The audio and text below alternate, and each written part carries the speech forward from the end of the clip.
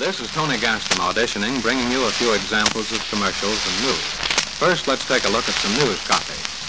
The Republican-dominated House Appropriations Committee refused today to get mixed up in the civil rights fight that has caused serious friction in the Democratic Party. In a closed session today, the committee rejected a subcommittee recommendation. The smaller group had proposed that Congress withhold federal funds for hospital buildings and vocational schools from states that deny Negroes equal educational and job opportunities. President Truman returned today from his southern vacation. His plane arrived from Key West, Florida at 2:06 this afternoon, Eastern Standard Time. His first scheduled order of business is a cabinet session, the first one in 3 weeks.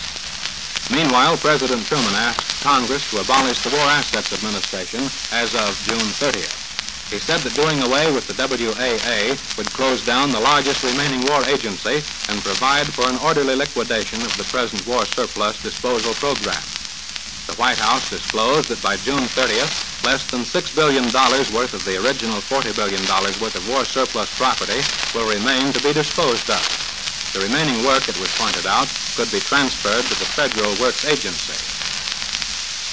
The House Committee on Un-American Activities suffered a direct rebuff today in its fight to get hold of the Commerce Department's loyalty records on Dr. Edward U. Condon, head of the Bureau of Standards. The Secretary of the Department's Loyalty Board, John L. Town, appeared before the committee in response to a subpoena directing that he show up with the controversial papers. But Town did not have the papers with him, nor would he answer the questions about them. A former New Deal Treasury official told the Senate Finance Committee today that a tax cut of $4 to $6 billion would be a great benefit to the nation's economy. The spokesman is Roswell McGill, who was Undersecretary of the Treasury in 1937 and 1938.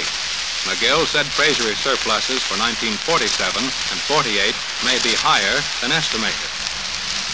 A former president of the CIO United Automobile Workers Local at Milwaukee was sentenced to jail today for falsely denying under oath that he was a communist. The ex-union official is Harold Christoffel. He was ordered by a federal judge in Washington to serve from 2 to 6 years in jail. Christoffel was convicted on 6 counts of perjury before the House Labor Committee. Twin sisters who married brothers have continued their double act with the aid of the stork. The women have given birth in New Rochelle, New York hospital to daughters within 24 hours of each other. A daughter was born to Mrs. John Ressner today. Her sister, Mrs. Edward Ressner, gave birth to a girl yesterday. Both infants weighed 5 pounds, 6 ounces. The sisters were married at a double wedding last June 4th. That's the news. Now here are the commercials. Poultry raisers, with grain feed scarce and expensive, it's going to take careful management to make a profit on either broilers or eggs this year. And you can give yourself a break, however, by starting out with a good stock of baby chicks. Then be sure they get the proper care in clean, sanitary quarters. And since the cost of feed is the biggest single item in raising a flock of chicks, feed a starting mash that can give top results at the lowest possible cost. Such a starting mash can be made by mixing 100 pounds of Murphy's Vigoré concentrate with 100 pounds of wheat middlings, 50 pounds of alfalfa meal, 100 pounds of ground oats, and 200 pounds of finely ground corn. Now, if you have the grain, you can make your own chick starting mash by following those easy directions. Or your Murphy feed dealer will sell your Vigoré starting mash already mixed and ready to feed. Since Murphy's Vigoré concentrate applies the essential proteins, mineral, and vitamin substances usually lacking in farm feed, the chicks will usually require less feed, but at the same time do better, stay healthier, and grow faster. The death and disease rate can often be cut down when you make sure those baby chicks get the right start. And of course, every chick you lose can amount to a serious reduction in the profits you make from your flock. See your Murphy feed dealer about Murphy's Vigoré concentrate and the really fine chick starting mash that can be made with it. And start right now to give your chicks a chance to pay you profit later on. Mr. Farmer, do you smoke around the farm? If you do, the National Safety Council and the United States Department of Agriculture ask that you get the 1, 2, 3 habit. The number 1 rule in this hit parade is as follows. Be sure both match and cigarette or cigar butt are extinguished before discarding. The number 2 rule is to be sure you're not throwing away either the match, the cigar, or the cigarette near combustible material. The number 3 rule is simply don't smoke if there's any question of safety at a particular spot. Reports from the United States Public Health Service show that the average person catches about 3 colds every year. Now, that's why it's so important that every listener remember this home-proved way to relieve the stress of cold. What you do is rub Vicks Vapor Rub on throat, chest, and back at bedtime. Vapor Rub's relief-bringing action starts instantly and keeps it up, this comforting action for hours, even while you sleep. It helps relieve congestion and irritation in upper bronchial tubes, and it eases coughing and soothes muscular soreness and tightness. And by the way, for added relief from toothy coughs and cold, be sure to use Vapor Rub in your vaporizer too. Try it. The one and only Vicks Vapor Rub. They're easy to eat, they're hard to beat. Their Eckrich Frankfurts are real taste treats. Yes, Eckrich Frankfurts are a real taste treat, and it would be surprising, too, if they weren't.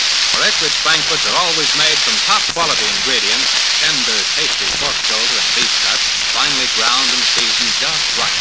Then finally pre-cooked to a taste-tempting flavor that's full of appetite and heat. Yes, they're easy to eat and hard to beat. You'll call Eckrich Frankfurts a real taste treat, so enjoy them all. They're economical to buy, easy to serve, rich in food values and flavor. When you're buying Frankfurts, look for the Eckrich brand band with the famous Keystone trademark. For extra flavor, extra value, extra enjoyment. Always insist on Eckrich Frankfurt. Well, those are the commercials, and now as we turn this disc over, I'd like to tell you a little bit about myself and my factory. Well, this is Tony Gaston again. My real name is Otis T. Gaston, but with a name like that, you can probably understand why I changed it, or why it was changed for me, rather. I'm 29 years of age. I'm married. I've been married a little over a year, have no children as yet. I'm what you might call a typical Midwestern boy. I was born and raised in a small town, grew up on the farm, and graduated from Downs High School in 1936. After graduation from high school, I went to Bethany College at Lindsborg, Kansas, graduated from there in 1940, majored in speech and English at the college, worked my way through school, too, by the way. I sold a little bit of insurance and hopped bells at a hotel, washed dishes, and worked in the library. My extracurricular activities at college included work on the debate society, and I was a member of the dramatic club, played 4 years of football, and was a member of the local fraternity there. After graduating from college in 1940, I taught school for 2 years at Marquette High School. That's a town in Kansas, rather small town. Taught English and speech. That was until 1942. Then at that time, as did so many boys in that area, rather than to be drafted, I joined the United States Navy. Served 3.5 years with Uncle Sam. I was a fighter director officer aboard an aircraft carrier in the Pacific. USS Bataan was the name of the ship. We worked with the 3rd Fleet and Task Force 58 primarily. I was discharged in 1945. After my discharge, I was knocked off for about a month and then went to school at Northwestern in the radio department of the Scoot School. Was in one of Don Ward's announcing classes, too, there, by the way. After my work at Northwestern, I took a job as a staff announcer on a 1,000-watt mutual affiliate in Kansas, KSAL with the call letters, in Salina, Kansas. I was there until February of 1947. I resigned my job there to accept my present job here at WKZO. I've been news editor and announcer here at KZO for a little over a year, and during that time my job has been primarily editing the news, collecting news and writing it, handling special events such as fires and floods and so forth. I get a musical show now and then once in a while a feature program of one kind or another. And that's about the story. And as we say at the end of the farm program every day at noon, many thanks for listening.